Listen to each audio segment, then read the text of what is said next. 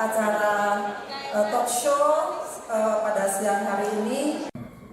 Di bawah waktunya bunga ini mekar dan selesai juga. Kemudian assalamualaikum warahmatullahi wabarakatuh. Perjalanan sudah kembali sehingga tubuh kita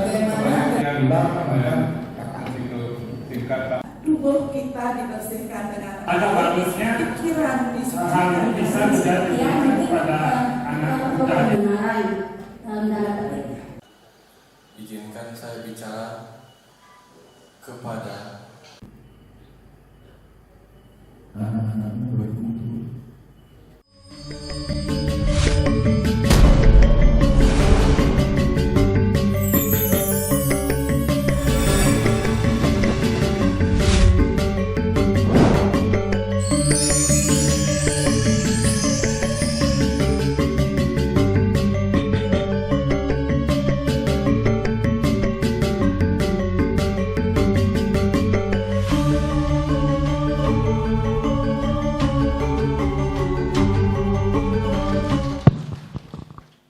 Sungguh luar biasa, Bapak Ibu sekalian, panjang, detail, dan sangat mudah untuk dipahami karena memakai bahasa yang cukup gampang dipahami. Sekali lagi, aplaus kepada narasumber kita. Sebelum Tiang memberikan kesempatan kepada Bapak Ibu untuk menyampaikan pertanyaan dan memberikan waktu bagi narasumber kita untuk istirahat sejenak, Tiang ingin minta waktu 1-2 menit untuk menyampaikan apa yang Tiang catat dalam pikiran tadi. Begitu banyak tetapi sebagian kecil saja, bahwa ternyata saudara kita itu bukan hanya manusia. Apakah dia warna berbeda, agama berbeda, itu berasal dari kecerdasan semesta yang sama. Dan itu dah kita dasarnya sebagai bersaudara. Tetapi juga ternyata alam semesta bahkan yang berbentuk benda mati pun yang di sana ada kecerdasan semesta adalah saudara kita juga. Karena energi dari kandepat itu setelah selesai tugasnya mengantar kita keluar dari rahim ibu, kemudian menyebar kemana-mana dan membantu kita. Maka di situ lahir ajaran Trihita Karana.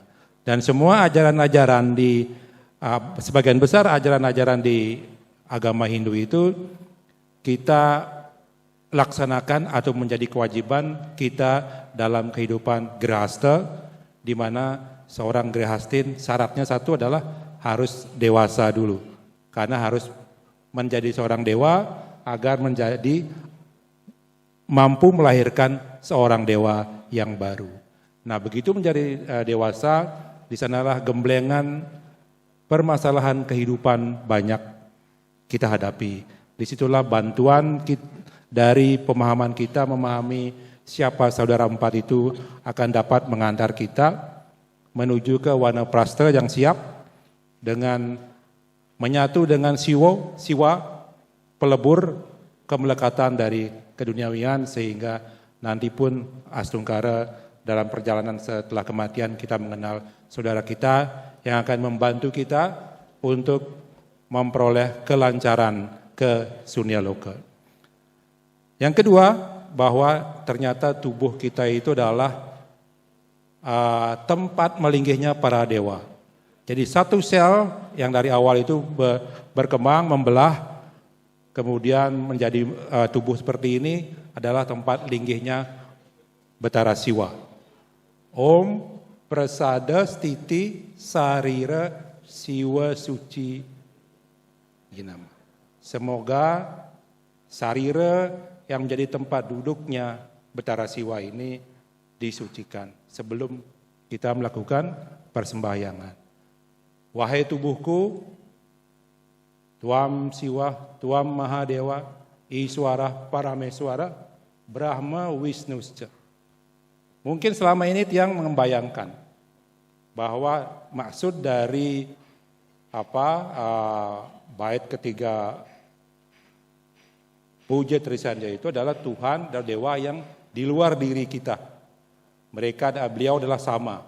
Tetapi dalam diri kita juga kita perlu mengafirmasi bahwa Tuhan atau organ yang berbeda-beda itu adalah satu. Demikian Bapak Ibu, sudah cukup catatan yang tiang sampaikan sedikit. Kita punya waktu 1 jam, tetapi kalau nanti ada tambahan-tambahan pertanyaan yang antusias, mungkin panitia bisa menambahkan sedikit sebelum maghrib ya, sampai dengan sebelum maghrib. Dan kalaupun belum puas juga karena materinya sangat banyak yang di cover, ada channel-channel YouTube beliau, silahkan ditonton, dan buku beliau juga. Dari apa yang beliau sampaikan hari ini satu materi itu ada di beberapa buku yang sudah beliau terbitkan. Yang persilahkan untuk Bapak Ibu menyampaikan pertanyaan 1, 2, 3, 4 masing-masing baris 1 dumun. Niki dikumpulkan dumun tapi langsung di nggih. Yang mulai dari baris paling kanan tiang dulu. 1 penanya, tidak ada? Ada, nggih, Ibu. Tolong mikrofonnya.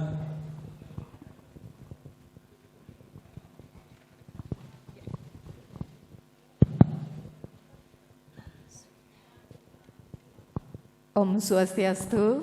Om Swastiastu. Selamat sore Bapak moderator dan narasumber. Izin tiang bertanya secara tadi setelah digambarkan penjelasan mengenai kandapat. Jujur istilah tersebut mungkin sudah familiar di Bali ya Pak. Bagaimana dengan umat Hindu selain di Bali, ada mungkin dari Sumatera sampai Papua, apakah mereka paham dengan kandapat tersebut? Jika memang mereka tidak dalam tanda kutip percaya dengan kandapat tersebut, efek dan dampaknya seperti apa? Sementara itu dulu, terima kasih atas kesempatan yang diberikan, semoga tercerahkan untuk umat Hindu yang bukan berasal dari Bali. Om Santi Om. Langsung ya. Terus Pak Dokter. Terima kasih. Ini pertanyaan luar biasa. Tepuk tangan buat Bu. Pertanyaannya bagus. Ada beberapa kasus nih. Ada dokter yang paham bahwa makanan ini mengandung karbohidrat. Ada gula, mengandung glukosa. Lalu dia makanlah, oh ini ada kandungan glukosa, ada kandungan karbohidrat, lalu dia makan. Kira-kira punya tenaga nggak dia? Punya tenaga. Ini pada dokter yang mempelajari bahwa makanan ini mengandung karbohidrat, mengandung gula. Lalu dia makan supaya saya dapat energi, dia bilang begitu. Tapi ada orang yang tidak paham di sini ada karbohidrat, dia nggak paham di sini ada gula, lalu dia makan, dia punya energi nggak? Punya? Punya. Mau dia paham apa tidak dengan ini gula apa tidak, dia akan dapat energi yang sama ketika makan yang sama. Nah, cuman bagi yang paham ada energi di situ, oh dia akan makan dengan lebih hati-hati. Oh, kadar gula saya terlalu tinggi, jadi makannya cukup segini. Nah, gitu misalnya. Nah, pernyataan berikutnya. Orang Hindu yang ada di Papua, ada di tempat lain, ketika lahir membawa ari-ari enggak? Ada enggak suku bangsa yang lahirnya tanpa ari-ari? Tanpa air ketuban? Ada enggak orang beragama lain lahirnya tanpa ari-ari, tanpa ketuban? Enggak. Semua lahir dengan cara yang sama. Contoh, ada orang luar negeri, dia tidak mempelajari ilmu tentang kandapat, dia tidak mempelajari. Dia tidak paham bahwa saudara 4 kita ada di hutan, ada di sungai, ada di danau. Dia nggak paham ilmu itu. Dia nggak ngerti ilmu itu. Dia nggak ngerti dengan Oh, yang di sungai, di hutan dijaga oleh Banaspati Raja. Dia enggak ngerti. Tapi hutannya dia jaga. Danaunya dia jaga. Sungainya dia jaga. Hebat enggak berarti? Terjaga enggak hidupnya? Terjaga. Tapi yang mempelajari ilmu kandepat, oh, saudaraku ada di hutan. Saudaraku ada di gunung. Saudaraku ada di sungai. Tapi kemudian dia buang sampah ke sungai. Dia babat habis hutannya, walaupun dia ngomongnya, saudaraku ada di gunung, saudaraku ada di ini. Diajarin saja sudah enggak ngerti, apalagi enggak diajarin. Nah, jadi bukan tentang apa yang diajarkan kepada kita, tetapi apakah yang diajarkan itu kita implementasikan apa enggak, itu kunci pertama. Tapi ada orang yang tidak tahu urusan Wasudewa Kutumbakam, tapi dia ramah kepada semua orang. Sebaliknya yang ini, oh Wasudewa Kutumbakam, tahu nggak kamu Wasudewa Kutumbakam? Tahu nggak kamu? Sambil marah-marah sama orang, nggak nyambung. Itu kembali jaka sembung. Kebayang ya? Jadi sebagai umat Hindu yang sudah diajarkan level tinggi, kandepat, diajarkan Wasudewa Kutumbakam, tapi nyakitin saudara-saudara dari umat yang lain. Nyakitin saudara-saudara sesama manusia dari agama yang lain, dari suku yang lain. Itu kembali namanya jaka sembung bawa golok. Harusnya yang mempelajari Wasudewa Kutumbakam, yang mempelajari kandepat, dia akan sangat hormat kepada semua manusia, semua makhluk hidup, semua makhluk yang ada di muka bumi. Karena dia melihat Tuhan di sana. Sama juga dengan orang-orang di saudara kita di Muslim. Dia tidak akan nyakitin orang ketika dia benar-benar mengikuti sebuah pesan penting, yaitu apa? Kemanapun engkau menghadap, di sanalah wajah Allah.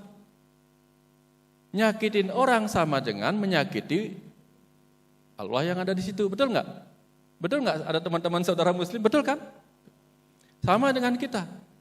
Kita sudah tercerahkan, ya yang mengenal aku di mana-mana yang sama. Nah itu kita hafal, tapi nyakitin orang tetap nggak nyambung. Kebayang? Nah artinya, mau saudara kita di Papua, mau saudara kita di Jawa, mau saudara kita dimanapun yang Hindu misalnya, tidak paham dengan ajaran kandepat, tapi hormat kepada hutan, hormat kepada sungai, bisa mensyukuri setiap napasnya, bisa mensyukuri setiap makanan, bisa menjaga saudara empatnya yang seperti air, itu sama. Nah, jadi kuncinya di sana. Cuman kita diajarkan ilmu kandepat, ini memang ilmu mendalam untuk lebih detail lagi. Ada orang makan obat penghilang nyeri, coba makan aja penghilang nyeri, dia makan sembuh. Tapi yang satu nanya, ini kandungannya apa? Oh, kandungannya konstan, ini kandungannya asam penamat. Ini bisa menghilang nyeri dengan cara dia menekan sistem radang. Dia tahu ilmunya. Setelah makan sakitnya hilang. Yang ini nggak tahu, pokoknya kata dokter makan aja, udah beres. Diminum obatnya sembuh. Nah, kembali kita mempelajari proses pemahamannya, apa langsung ke implementasinya. Kunci utama adalah implementasinya.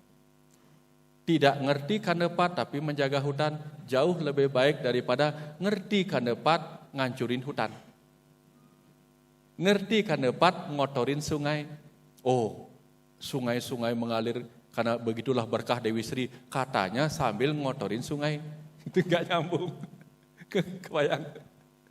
Nah, ini contoh. Jadi mau memahami apa enggak ilmunya, tetapi begitu dia mempraktekkan nyata dalam hidupnya sehari-hari, maka semua ilmu sudah enggak penting lagi. Maka di Bali di zaman dulu, ilmu enggak penting. Yang penting apa? Laku. Kalau agamanya sudah laku, pasti banyak yang nyari. Kenapa? Ya namanya laku kan. Kalau enggak laku baru enggak ada yang beli. Agamanya laku, maka dia akan laku. Maka fokuslah kepada agama laku yang merupakan hasil dari implementasi semua ajaran agama. Kebayang ya? Ya. Mau pakai perahu, mau berenang, yang penting sampai di seberang. Jangan sampai sudah bawa perahu untuk nyebrang, habis itu masuk kota, perahunya digendong kemana-mana. Ini mirip seperti orang beragama, setelah itu agamanya digendong kemana-mana. Agamamu apa? Agamamu apa? Itu mirip seperti, perahumu apa? Kamu kesini naik apa? Udah sampai di situ cukup. Kebayang? Nah, jadi ini penting buat kita. Ajaran Wasudewa Kutumbakam mengajak kita untuk jangan lihat manusianya, tapi lihat siapa di dalamnya. Kebayang ya? Nah, lihat siapa di dalamnya. Karena yang berdiam di dalam siapa? Siapa berdiam di dalam? Siapa berdiam di dalam? Di pura dalam siapa berdiam? Di dalam ada Siwa, di dalam ada Siwa, di dalam ada Siwa. Pemuja Siwa harusnya melihat semua yang ada di dalam manusia apapun ada Siwa yang layak kita hormati. Dapat nggak? Di pura dalam ada Siwa, di pura dalam ada jiwa. Jiwa yang sama. Kira-kira seperti itu. Oke, cek semua. Oke, mudah-mudahan menjawab pertanyaan dari Ibu. Yang Tiang dapat dari penjelasan beliau adalah apa yang di dunia modern, dunia barat sekarang dengung-dengungkan di ajaran Hindu sudah ada sejak dulu. Dari apa yang diwariskan oleh leluhur kita. Mereka melakukannya baru-baru belakangan dan mereka nggak sadar itu adalah ajaran Hindu. Jadi tidak penting pengakuan sebagai orang Hindu, tetapi yang penting adalah aplikasi dan implikasi. Oke, pertanyaan berikutnya. Diki, belakang dari tadi sudah naik tangan.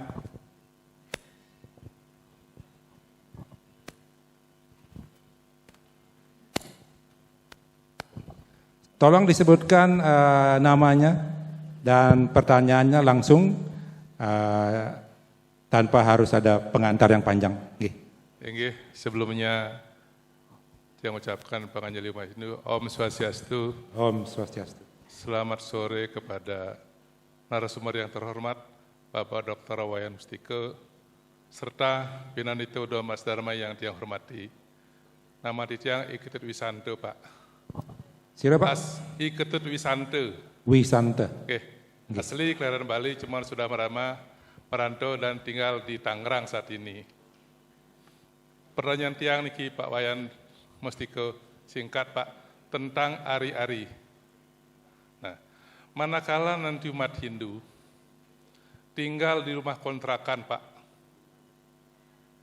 dan nanti melahirkan anak, di manakah menanam ari-ari Pak? Dan suatu saat, kalau sudah bisa mandiri, punya rezeki, apakah ada pembinaan proses ari-ari tersebut ke rumah yang ditinggalin Pak? Nah, dampaknya apa Pak? Kalau kita menanam ari-ari di rumah kontrakan dan di rumah sendiri. Karena banyak kejadian Pak, maaf ini, tidak semua ekonomi kita sama. Ada umat Hindu yang masih tinggal di kontrakan tapi sudah menikah. Itu aja Pak Wayan. Terima kasih, selamat sore. Om Santi, Santi, Sane Om Suksemo. Oke, terima kasih Pak Ketut Wisanto mengenai pertanyaan terkait penanaman ari-ari di rumah kontrakan. Terus, Suksema, Pak Ketut. Yang cerita dulu kalau orang meninggal di Bali ya. Kalau orang Bali meninggal lalu dikubur, maka orang Bali akan berkunjung ke kuburan itu untuk membawa sesuatu, punjung.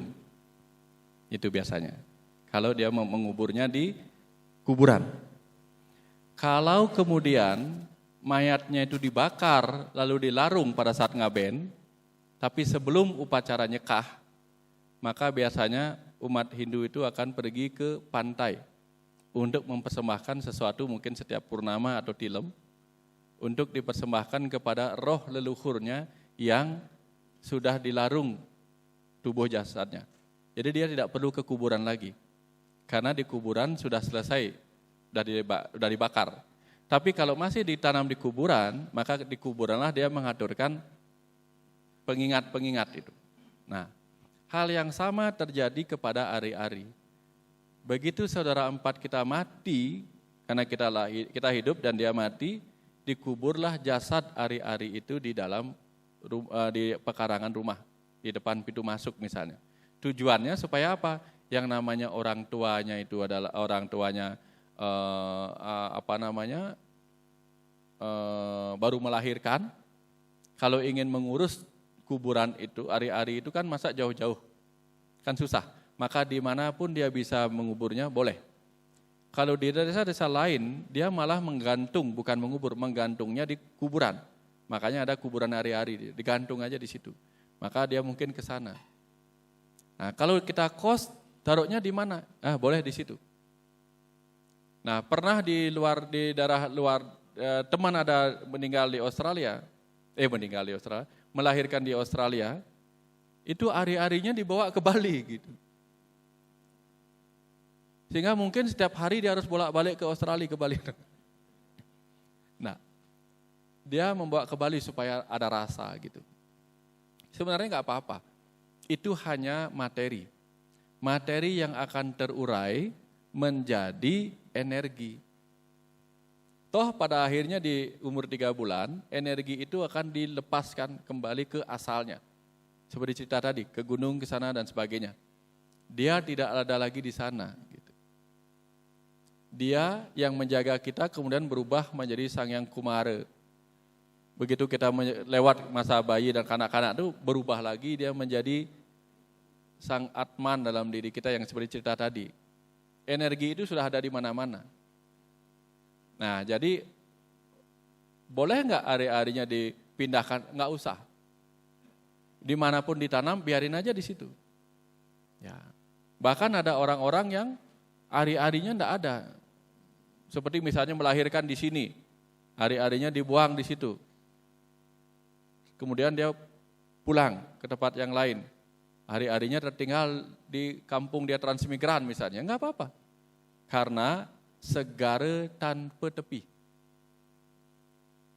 Tidak ada ruang dan waktu yang membatasi hubungan kita dengan saudara kita.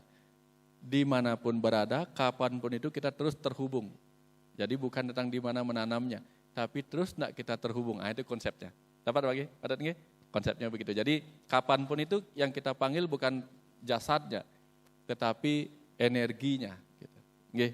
Nah, semua pada kira-kira seperti itu. Nggih. Oke. Berikutnya pertanyaan niki jero mangku.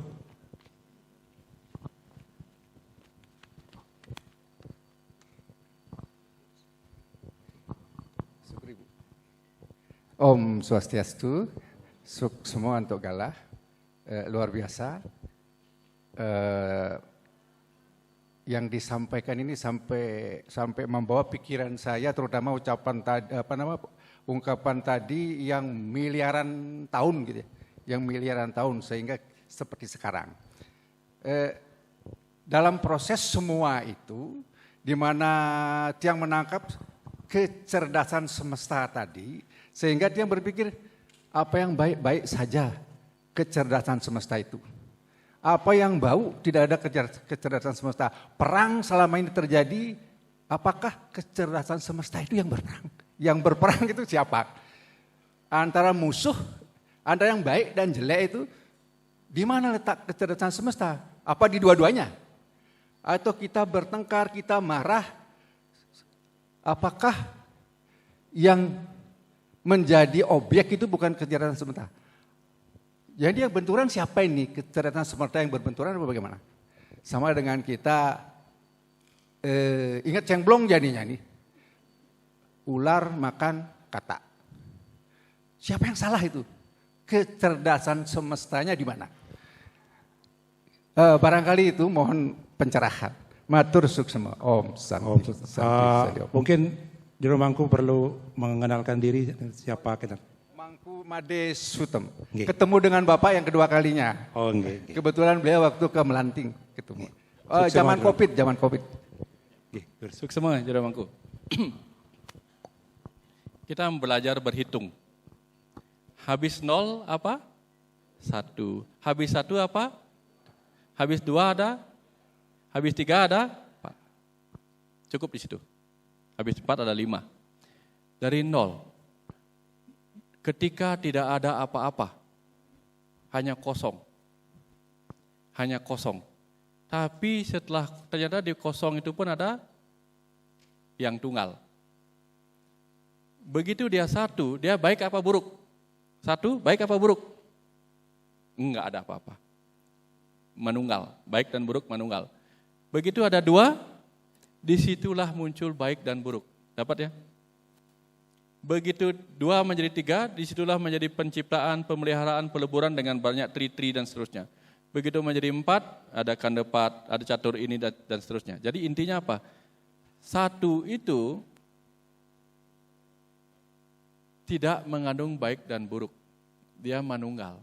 Contoh nih. Tangan kanan baik apa buruk? Baik apa buruk? Baik. Tangan kiri baik apa buruk? Baik. Ada enggak yang mau menyebut tangan kiri buruk?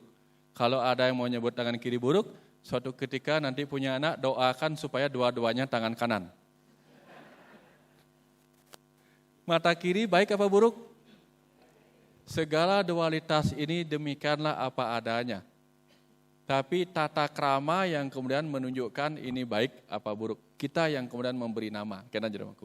Nah, tugas kita adalah kembali menyatukan apa yang kita sebut baik dan buruk itu tadi. Itu sebabnya orang menikah pun pasti menikahkan kedua-duanya sebanyak 4 kali. Makanya orang menikah pasti harus menikah 4 kali. Jangan berhenti menikah 1 kali. Nikahkan dualitas tubuh kita, laki-laki dan perempuan, 1 dan 0 masuk. Dapat ya? Nah, 1 dan 0 masuk. Ini 0-nya, ini 1-nya masukin. Itu gampang. Memasukkan 1 dan 0 pada tubuh gampang. Mau buta, nutup mata, nyepi, mati lampu, malam-malam di tengah gua, ketemu 1 dan 0-nya masuk pasti. Segelap apapun hidupnya, pasti masuk. Menikahkan dualitas yang kedua, yaitu menikahkan pikiran dan perasaan, di sini yang susah. Yang disebut dengan pernikahan samana. Kalau tadi menikahkan tubuh, disebutnya sa-angga, sanggama, sa-anggama. Menikahkan pikiran disebut samana, ini susahnya. Mau terang benderang, sukses, kaya, pinter, profesor, semuanya. Tapi begitu menikahkan pikiran untuk mengisi kelebihan dan kekurangan, untuk saling paham satu sama lain, ini yang susah. Kalau ini berhasil, masuk pernikahan ketiga yang disebut pernikahan jiwa atau samyoga. Disinilah sisi maskulin dan feminim disatukan kembali, supaya Ardenare dan Iswari manunggal menjadi Ardenareswari. Pernikahan keempat pernikahan sesama keluarga yang disebut samgraha, menyatukan 2 keluarga, temu pewarangan itu. Artinya tugas kita di hidup ini adalah menyatukan keduanya. Maka prosesnya untuk menyatukan segala dualitas yang kita sebut baik buruk itu tadi adalah apa? Catur asrama. Di Brahmacari asrama, Brahma itu pencipta, Acarya itu guru, bergurulah kepada sang pencipta melalui semua ciptaannya di masa kita belajar atau disebut Brahmacari asrama. Di masa itu kita belajar mengamati semua ciptaan sampai kita ngerti, oh ternyata semua ciptaan ini adalah dualitas. Ada laki-laki, perempuan, ada yang baik, ada yang buruk, ada yang hitam, ada yang putih, ada gelap, ada terang. Ini semua adalah bagian dari dirinya. Dapat nggih?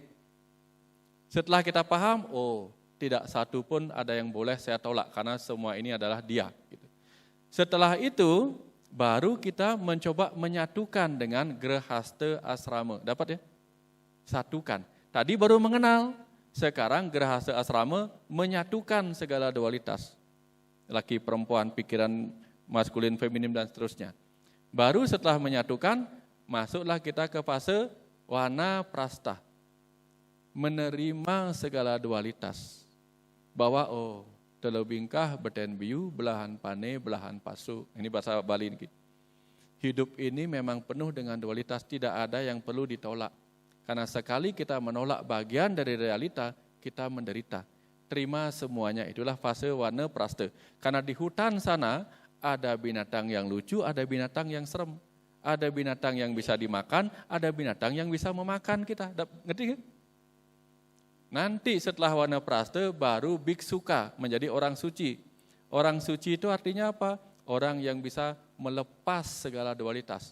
Tidak terjebak lagi dia. Contoh, dia tidak lagi terjebak pada karma baik, karma buruk. Aku melakukan ini hanya karena dharma, bukan karena ini baik atau buruk. Makanya Arjuna ketika dia bingung, apakah saya berperang ini baik? Bagaimana berperang ini baik kalau yang saya bunuh guru-guru saya, kakek-kakek saya, paman saya, saudara saya? Apa artinya saya mempertahankan kekuasaan ini kalau yang saya bunuh begini?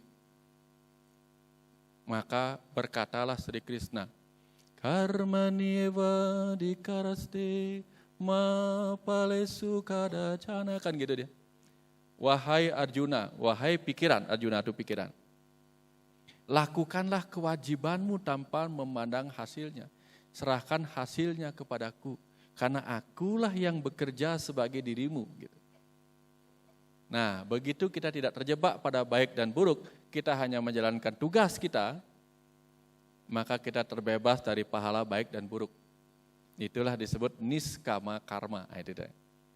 Jadi kita melakukan ini bukan karena takut pada caci maki, kita melakukan ini bukan karena ingin dengan surga, tapi kita melakukan ini karena kita memang tugas kita di sini. Maka berperanglah, kalau harus membunuhlah, karena tugasnya begitu. Nah, sampai di sini dapat tidak mangku? Ya, matur suksma jaro mangku, sehingga ternyata segala dualitas ini tidak baik, tidak buruk. Dia ada di mana-mana. Pada malam ada cahaya enggak? Pada malam ada cahaya enggak? Ada. Cahaya apa yang ada?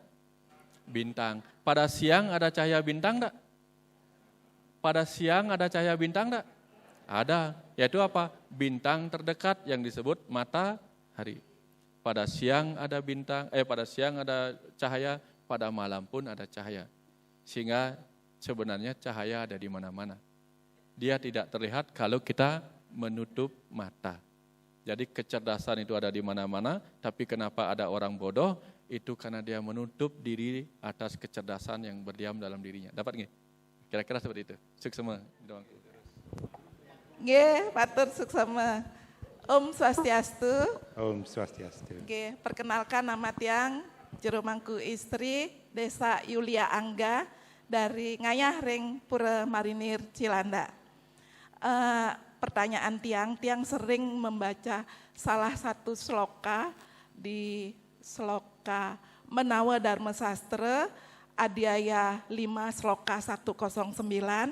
Ampura tiang tidak bisa baca Sanskritnya, yang artinya tubuh kita dibersihkan dengan air, pikiran disucikan dengan kebenaran atau satya, jiwa atau atma disucikan dengan ilmu pengetahuan suci, widya dan tapa brata, kecerdasan atau budi disucikan dengan kebijaksanaan atau pengetahuan sejati atau jenana.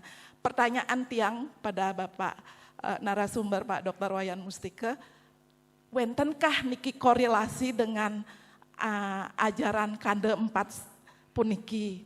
Karena apa yang dicantumkan di sloka niki becik sekali, tiang sering menjalankan, menerapkan. Kenten. Nggih, matur suksema, Om Santi Om. Nggih, langsung ya, Pak Dokter. Nggih. Tubuh materi, tubuh dibersihkan dengan air. Pikiran dibersihkan dengan pengetahuan juga boleh. Karena pikiran itu seringkali dibungkus oleh ego kita, kegelapan ego. Maka dia harus dibersihkan dengan pengetahuan-pengetahuan yang menerangkannya. Jiwa kita bisa dibungkus oleh energi-energi yang buruk. Maka kita harus belajar tapa brata, pengendalian diri dan seterusnya. Gitu. Nah, dalam ajaran Kandepat itu sama. Makanya melukat itu juga ajaran Kandepat. Jadi kita bisa membersihkan diri dengan benda padat, ya, pertiwi, bisa berupa sabun, bisa berupa handuk apa saja, benda padat, bisa berupa air bisa berupa air yang mengalir sendiri, ada air yang diciptakan sendiri seperti air kelapa dan sebagainya, ada air yang diciptakan oleh seorang suci dengan menjadikannya tirta gitu. Nah, itu bisa dipakai untuk menyucikan. Tapi yang lebih utama adalah menyucikan perilaku kita dengan melukat memakai Trikaya Parisuddha, itu kuncinya. Nah, Trikaya Parisuddha itulah dengan apa yang ceritakan tadi. Pikiran, ucapan, dan tindakan suci, body, mind, and soul-nya menjadi suci gara-gara pikiran, ucapan, dan tindakannya melebur semua itu. Nah, jadi yang perlu kita lakukan bukan hanya tentang melukat pakai air suci, tapi melukat dengan pikiran suci, ucapan suci, tindakan suci, itu yang utama. Karena banyak yang ketemu orang yang melukat tiap hari, setelah melukat ngomong sembarangan, setiap melukat mikir yang tidak benar. Ya. Makanya kalau orang sakit di Bali, dia nebusin ke pura dalam. Ada juga orang nebusin ke pempatan. Pernah dengar lagi? Kalau di sini masih ada orang nebusin ke pempatan? Ada upacara? Padahal yang dimaksud adalah nebusin ke perempatan itu artinya apa?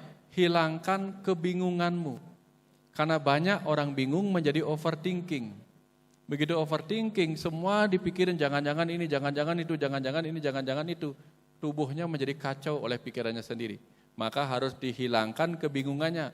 Simbolik upacaranya nebusin di perempatan. Berikutnya kalau orang sakit nggak jelas, dia perginya ke pura dalam, nebusin ke pura dalam. Tapi lupa nebusin ke dalam diri. Nebusinnya ke pura dalam dengan bantan yang disebut bantan suci, buah-buahan segar, tapi lupa nebusin ke dalam dirinya dengan pikiran suci, afirmasi yang positif, diri yang ucapan-ucapan yang sehat. Tetapi yang dimasukin ke sini apa? Jangan-jangan aku sakit ini, jangan-jangan aku kena ini, jangan-jangan aku di magic, jangan-jangan aku disantet. Semua pikiran-pikiran buruk itu akan menyakiti dari dalam.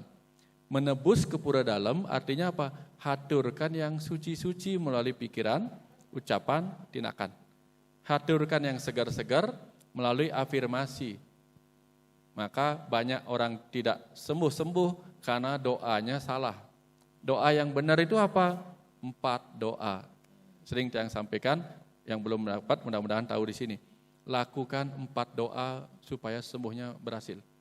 Doa pertama, do affirmation. Mulai malam ini seluruh tubuhku sehat.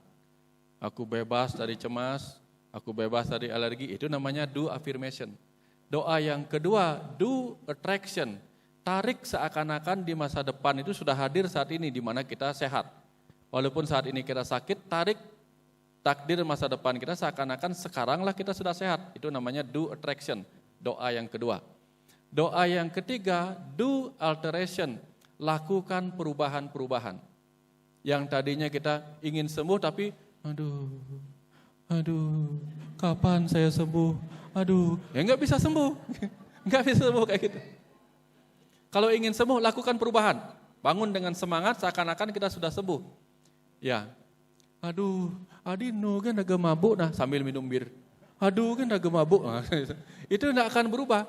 Karena orang ingin berubah tapi perilakunya nggak berubah. Jadi lakukan doa yang ketiga, do alteration, lakukan perubahan. Yang keempat, do action. Baru akan berubah. Doa di pura sudah tetapi sehari-hari nggak berubah. Ya Tuhan, supaya kami rahayu. Minta rah ayu, tapi rahnya tidak dikasih hormon-hormon ayu. Apa hormon-hormon ayu? Serotonin, dopamin, endorfin, oksitosin. Oksitosin itu hormon cinta. Ingin tubuhnya rah ayu, darahnya ayu, tapi tidak memancarkan hormon cinta. Yang dipancarkan hormon kebencian, hormon stres. Sehingga yang terjadi apa? Tubuhnya penuh dengan kortisol, hormon stres. Bagaimana bisa rah ayu? Nah, terus dia banyakkan tidur, tapi maunya rah ajeng, nggak bisa. Rah itu sampai ke ajeng, ke wajah kalau kita gerak-gerak nih badan.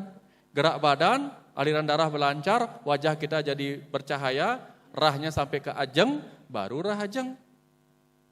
Kalau tidak bisa rah ajeng dengan gerak, cukup rah ajeng pada lawar. Lawar merah itu rah ajeng. Jadi artinya geraklah. Untuk bisa mendapatkan rah ajeng, rah ayu, maka rajin-rajin gerak, rajin-rajin tertawa, tersenyum, kurangi kebencian, kurangi mengeluh. Aduh. Kalau sudah itu, tubuh akan merespon. Oh, aduh, oke. Dia akan merespon dengan memancarkan hormon yang menekan endorfin, menghilang rasa sakit gitu. Nah, apalagi bapak-bapak, ibu-ibu yang umurnya sudah jauh di atas 50 tahun, apalagi sudah 6 tahun, berhentilah mengeluh sama Tuhan. Tiang sudah sering dikasih tahu sama Tuhan, tiang pernah ngobrol sama Tuhan. Inguh ragona gitu ya, Tuhannya gitu. Mujang gitu deh. Nah, kenapa begitu Tuhan? Coba kamu pikir, ya, dia ngobrol sama Tuhan. Dia sudah umur 60 tahun, masih mengeluh sakit hati. Padahal yang harus dia keluhkan apa? Sakit lutut, sakit pinggang. Itu dikeluhkan kalau umur-umur moneh. Nggak usah lah ngomongin sakit hati saya mendengar tetangga. Oh, nggak usah dah. Umur-umur tua dia sudah nggak usah mikirin sakit hati, cemburu, nah.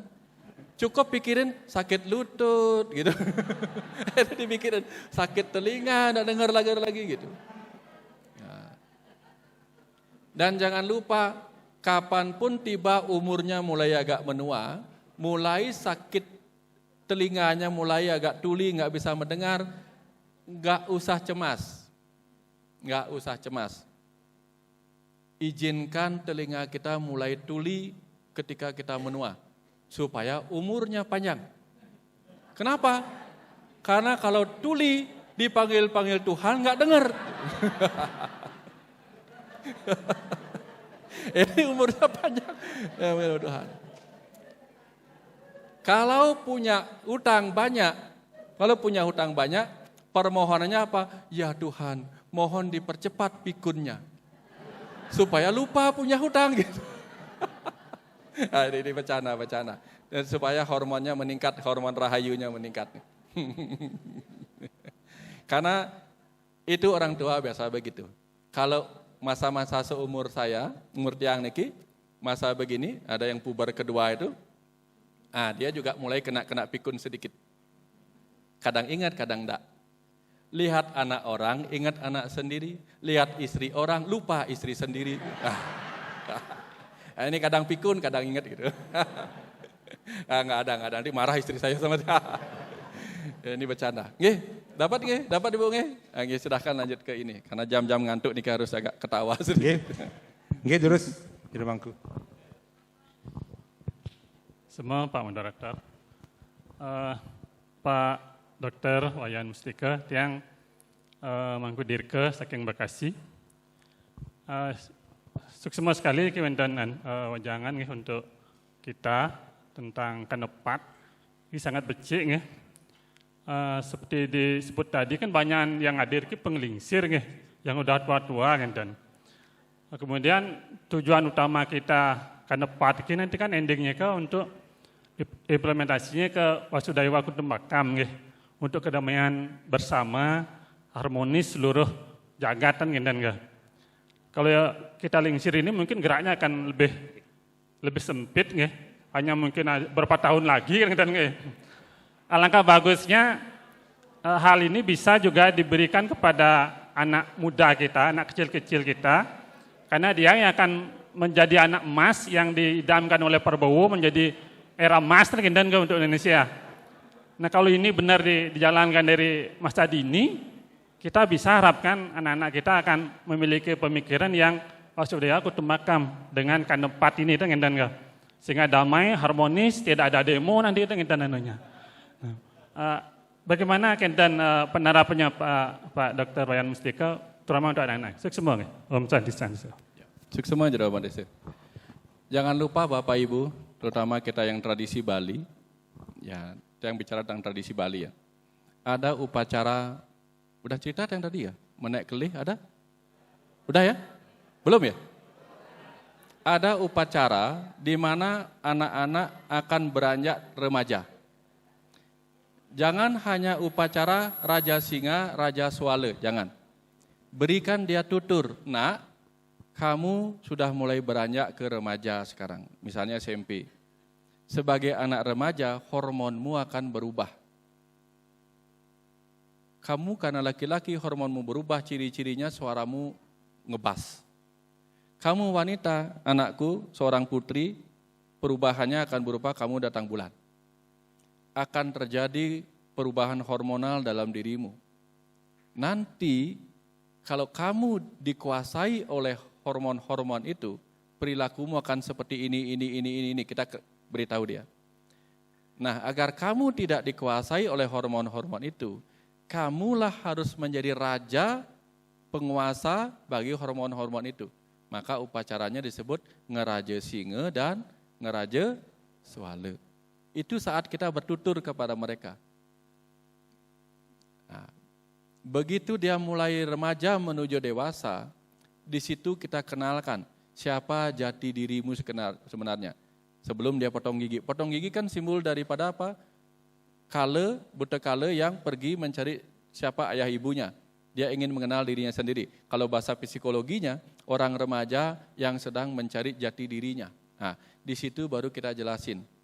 Kamu siapa dan seterusnya, baru kita masuk ke wilayah ajaran Kandepat, ajaran Wasudewa Kutumbakam tadi itu. Nanti kamu bikin ya kerjasama sama semua orang. Jangan beda-bedakan siapapun. Bisa jadi yang akan menolong kamu bisa ada beda agama, beda suku, beda bangsa, itu yang akan menolongmu. Jadi lihat semua saudara sebagai saudara-saudaramu. Kamu mau sukses jadi eksportir tapi kamu musuhi bangsa-bangsa lain, kamu nggak bisa jadi eksportir gitu misalnya. Jadi kamu mau berjualan tapi kamu musuhin orang-orang, siapa yang akan membeli barang daganganmu, itu misalnya. Jadi lihat semua orang sebagai saudaramu sendiri yang akan menjagamu. Nah, itu kita ajarkan. Ini hanya bisa diajarkan oleh orang tua kepada anak-anaknya. Tapi kalau orang tuanya tidak tahu, sekarang orang tua bisa minta tolong kepada para pinandita untuk menyampaikannya. Karena para pinandita akan menguasai ilmu ini, harusnya menguasai ini, dan dialah yang bisa mentutur kepada anak-anak remaja itu. Nah, kalau itu sudah bagus, luar biasa nanti efeknya. Cuman kita tidak akan bisa menjelaskan hal itu kepada anak-anak kita kalau kita sendiri tidak mau belajar. Tidak ada obor mati yang bisa memberi terang pada kehidupan. Kalau mau menerangi anak-anak kita, nyalakan obor di dalamnya dulu. Nah, karena apa? Orang tua juga adalah guru. Guru rupaka. Bukan hanya membentuk, ngerupake tubuhnya, juga ngerupake pemikirannya, ngerupake mentalnya. Jangan diserahkan kepada orang lain. Jangan hanya diserahkan kepada guru pengajian di sekolah. Guru pengajian hanya mengambil waktu beberapa jam, tapi selebihnya bersama orang tuanya sebagai guru rupake di rumah. Maka orang tua wajib mendewasakan diri lebih dulu. Dewa itu artinya tercerahkan oleh cahaya pengetahuan, maka setiap orang tua yang ada di sini jadilah dewa bagi anak-anak. Karena apa? Pitri dewa bawa, mitri dewa bawa. Ayahmu adalah dewa, ibumu adalah dewa. Makanya ada acara sujud kepada orang tua. Tapi kalau sujud saja tanpa diberikan bekal pengetahuan, tidak berguna. Kira-kira dapat nggih? Nah, kira-kira demikian jemaahku. Bisa disampaikan niki. Nanti yang mau minta waktu sejenak, nggih, nanti disampaikan. Kalau nanti tidak ada pertanyaan lagi, minta waktu sejenak, kita akan dengarkan pesan semesta dari ayah ibu. Dari tempat ini, berdiam. Nggih. Kira-kira gitu. Oke, dari waktu yang catat Riki, masih ada waktu untuk satu pertanyaan sebelum nanti apa yang disampaikan oleh Pak Dokter tadi. Om Swastiastu, nama saya Francisca. Ini sebenarnya bukan pertanyaan yang harus saya bertanya, nggih Pak Dokter Wayan. Kebetulan manten tiang bersyukur sekali hari ini ketemu. Jadi apa yang ada dalam diri tiang tanyakan gitu. Prinsip tiang mungkin tiang perlu pembenaran dalam tanda petik. Tiang pengen dibenarkan supaya yang benar tuh seperti apa. Karena prinsip tiang selama ini nih inti dari berdoa adalah bersyukur. Itu. Jadi tiang jarang sekali berdoa tuh meminta, karena menurut tiang sedari kita lahir tuh sudah ada takdirnya masing-masing gitu, sehingga lebih pada bersyukur. Kemudian yang kedua, tiang selalu berpikir bahwa surga dan neraka tuh ya ada di bumi ini gitu. Pada saat tiang bergembira atau happy, itu tiang merasa sedang di surga. Tapi kadangkala pas tidak seperti apa yang tiang harapkan, tiang merasa di neraka. Kenapa tiang berpikir begitu? Karena pada saat tiang gembira, pasti tiang sedang memberikan sesuatu atau membantu atau berbuat baik gitu. Tapi pada saat tiang merasa tiang di neraka, tiang merasa bahwa tiang sedang menyakiti orang atau berbuat salah gitu.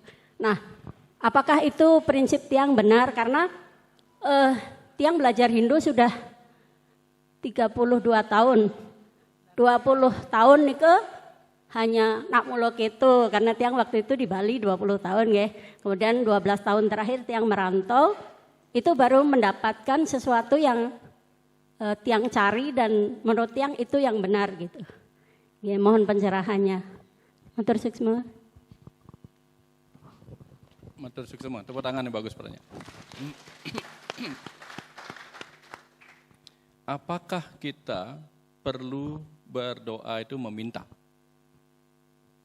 Apa hanya cukup bersyukur? Ada orang yang sudah dipenuhi makanannya, dia tidak akan berdoa minta makanan. Ada orang yang sudah dipenuhi kebutuhan airnya, tidak akan berdoa minta air. Tapi kapan kita terjebak di gurun yang kering, kehausan beberapa hari, mungkin kita akan berdoa minta air. Begitu kita ada di masa kelaparan, mungkin kita akan berdoa minta makan. Tapi begitu kita merasa semua sudah tercukupi, di situ yang ada hanya rasa syukur.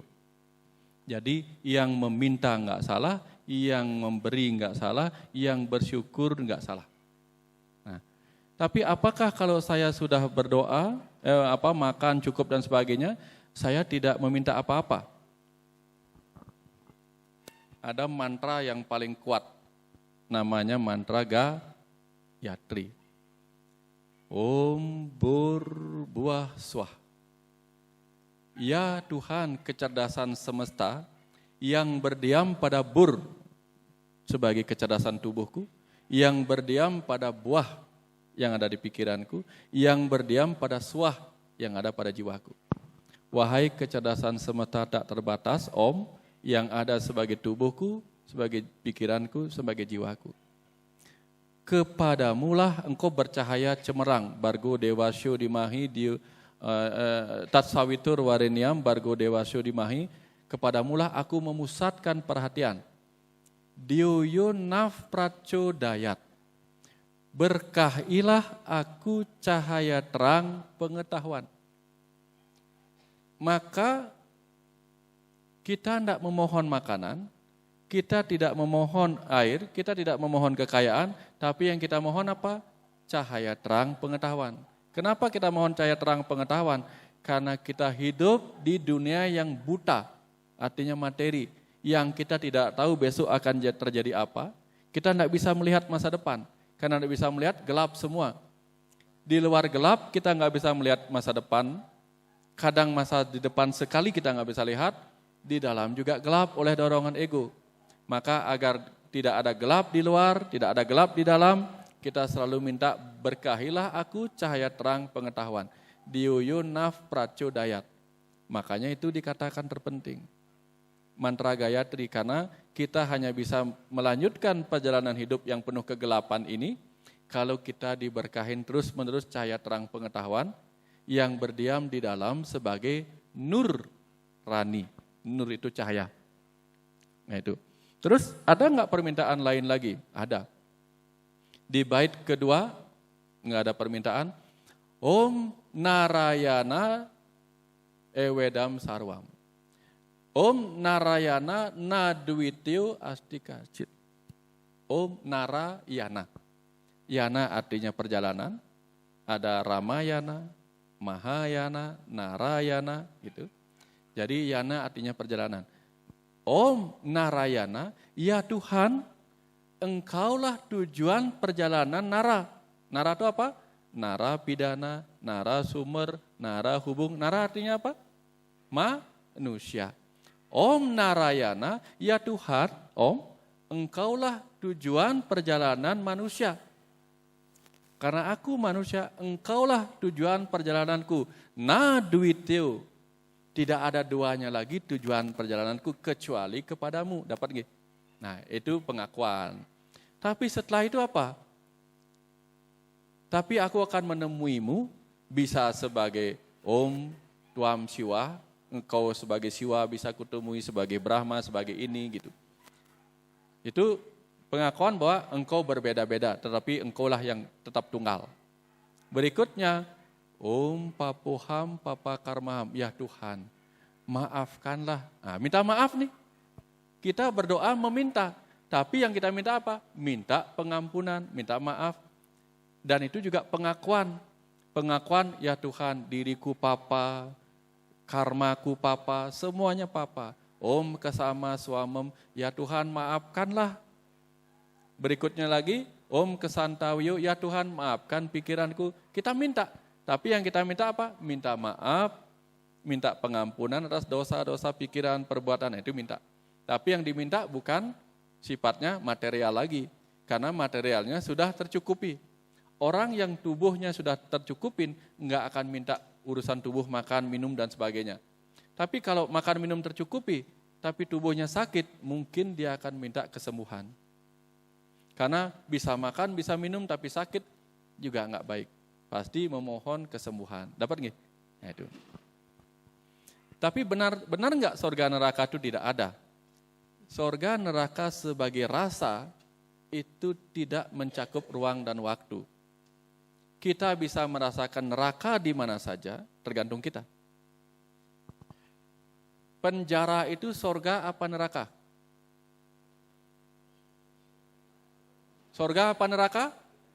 Neraka bagi yang melakukan kejahatan. Tapi jangan lupa, di Jepang sekarang banyak orang-orang lansia, orang-orang jompo mencuri di supermarket supaya dimasukkan ke penjara. Karena di penjara mereka ketemu sesama jompo yang di rumah nggak ada merawat. Makanya rumah-rumah di Jepang ditinggalkan, mereka tinggal di penjara. Sekarang para sipir penjara bukan belajar ilmu menghadapi penjahat, tapi belajar menghadapi orang-orang jompo. Itu kejadian nyata nih. Bagi kita, gua itu, bagi para pencari, gua itu bukan penjara. Bagi orang-orang pencari, oh dia pergi ke bertapa, di gua bertapa. Di gua yang sempit, dia meditasi, wow hebat. Tapi begitu penjahat masuk ke ruang penjara isolasi, kita sebutnya neraka. Padahal sama saja, benar nggak? Tapi semua tergantung rasa. Nah, dapat makan daging itu surga apa neraka? Surga bagi yang suka makan daging. Tapi bagi yang vegetarian itu neraka. Wih raga apa makannya nah? Dapat ya? Itu dimensi rasa. Kalau orang perginya ke surga, dari hidupnya dia suka lagu dangdut, begadang jangan begadang, surga dia di situ. Tapi begitu yang surganya, orang yang di hidupnya suka underground musiknya, ketemu musik mekidung, purwakan, nyerah dia. Aduh, nggak ada yang di surga ragone gitu. Nggak ada musik rocknya gitu misalnya. Itu tentang surga sebagai rasa. Surga neraka sebagai rasa. Sekarang sebagai dimensi. Ada nggak surga neraka sebagai dimensi? Neraka, nara ika, alam manusia ini. Nara itu manusia, ika itu. Jadi alam manusia inilah neraka bagi siapa? Bagi roh-roh yang sudah meninggalkan tubuh. Anggap ini roh, anggap ini tubuh. Begitu dia meninggalkan alam manusia ini dalam kematian, tapi dia tidak melanjutkan ke alamnya, sebagai makhluk energi cahaya, dia diam di alam manusia ini, tidak punya tubuh lagi, itu mirip seperti orang yang mau ngomong tapi HP-nya drop, mau nelpon nggak bisa. Makanya kadang-kadang ada nggak sih yang bisa dipinjemin telepon, aku mau ngomong sama keluarga aku yang kutinggalkan, maka dia carilah di mana ada orang-orang suka kesurupan gitu. Masuklah dia ke sana untuk ngomong, untuk begini. Ada nggak medium yang bisa aku pakai menyampaikan pesan terakhirku? Karena aku mati mendadak, itu contohnya. Dia hidup di alam sini, karena belum ikhlas pergi ke alam sana. Dia hidup di alam neraka, maka tersiksalah dia. Seakan-akan hidup ini gelap gulita. Kenapa? Dia ada di sana, nggak ada yang lihatnya. Gelap gulita. Tapi ada api berkobar-kobar, padahal tidak ada alam yang bisa gelap gulita kalau ada api yang berkobar-kobar. Neraka alam gelap gulita. Neraka ada api berkobar-kobar membakar para roh. Gimana caranya membuat alam gelap gulita sementara ada api berkobar-kobar, kan nggak nyambung. Maka perspektifnya harus diubah. Neraka itu memang gelap bagi sang ruh karena dia ada di sana, nggak ada yang bisa mendengar, nggak ada yang bisa melihat walaupun dia ada di sekitar situ. Di sekitar alam manusia itu. Karena dia terjebak pada kemelekatan terhadap manusia, terikat di situ. Maka upacara orang Bali pasti memutus ikatan cintanya kepada alam manusia yang baru ditinggalkannya. Yang ditinggalkan akan disuruh melakukan upacara yang disebut mape pegat. Udah putuskan kemelekatanmu kepada ruh yang pergi, mape pegat. Dia sudah berlalu. Lalu upacaranya begini nih. Lihat, terus ingat kan? Ini yang ditinggalkan sudah ikhlas melepas, tapi yang meninggal belum ikhlas melepas kemelekatannya kepada ini. Maka diupacarailah dia dengan mapengentas. Diputus dengan tiuk pengentas, dipotong, pisau pengentas. Supaya pengentas itu apa? Supaya pegat, angen-angen, buntas. Supaya tuntas, putus cintanya kepada kehidupan, pengentas. Begitu diputus simbolnya apa? Ada dibuat rantai, diputus. Kalau dia raja, kalau dia pendeta besar, ikatannya cukup kuat. Diikat oleh murid-muridnya, diikat oleh pengetahuannya, diikat oleh harta dan tahtanya ini raja. Ibaratnya dia diikat oleh naga yang sangat besar. Maka upacaranya manah, nage, bande. Karena yang ngebande, yang mengikat itu besar sekali. Harus diputus oleh orang-orang suci. Nah, gitu ceritanya. Begitu lepas, maka dia melanjutkan ke alamnya sendiri, yaitu alam suar, alam cahaya. Itulah swarga. Dapat ya? Tapi kalau dia belum ikhlas melepaskan itu, masih bingung di sini, masih bingung di alam ini, saya diem di alam manusia itu, alam naraika, atau melanjutkan ke alam cahaya. Ini bingung nih. Bingungnya inilah disebut berjalan di titi ugal agil.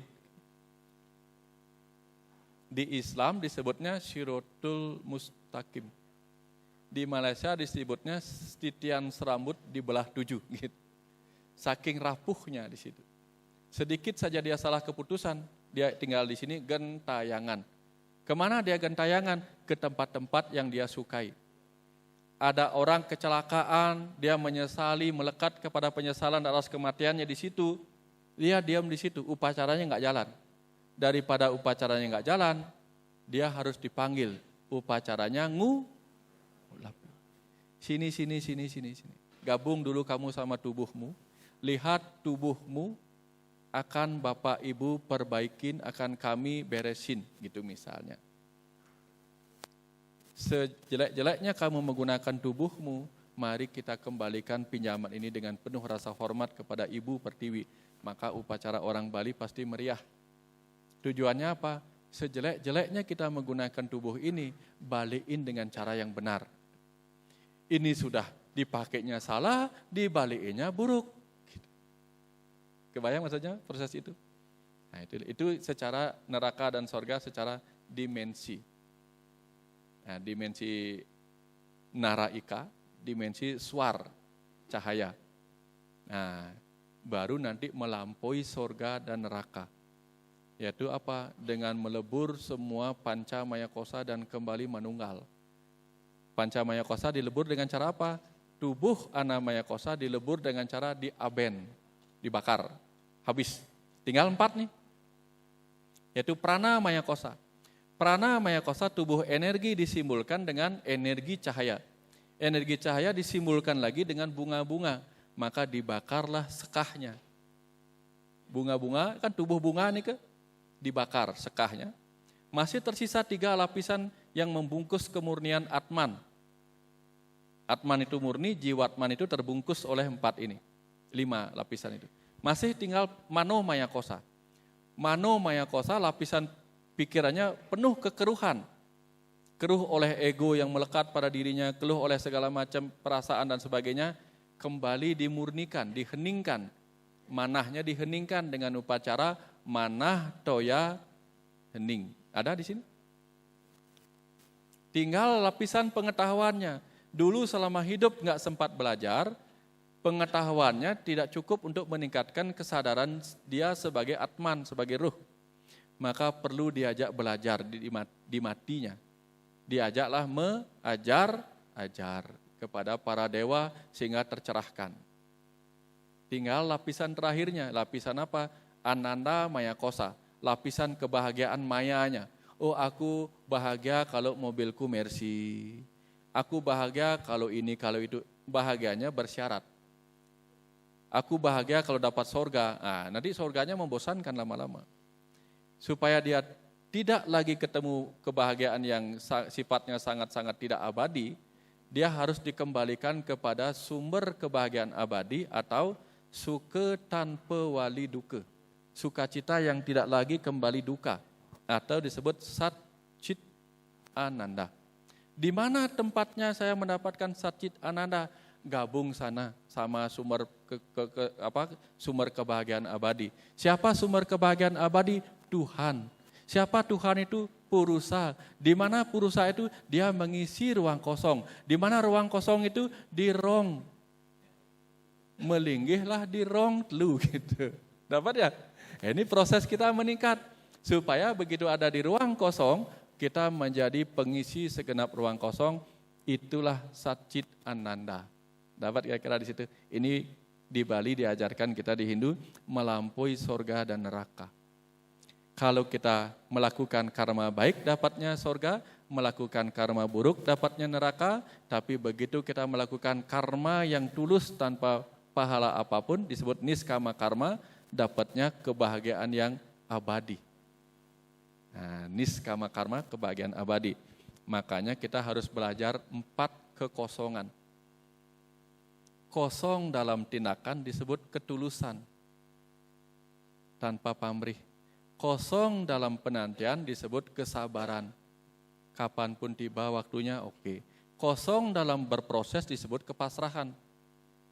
Bukan menyerah, bukan. Kosong. Sudah melakukan yang terbaik, lalu berserah, itu disebut kepasrahan. Kosong dalam penerimaan, tidak dipengaruhi suka dan duka, itu namanya kepasrahan. Kepasrahan itulah disebut Islam, karena kepasrahan dalam itu Islam. Nah, jadi tugas kita mencapai kepasrahan. Maka semua upacara kita harus dimulai dari tulus dadi. Dapat ya? Kira-kira seperti itu. Atau sukses. Oke, mudah-mudahan sangat menjawab pertanyaan dari Ibu penanya terakhir tadi.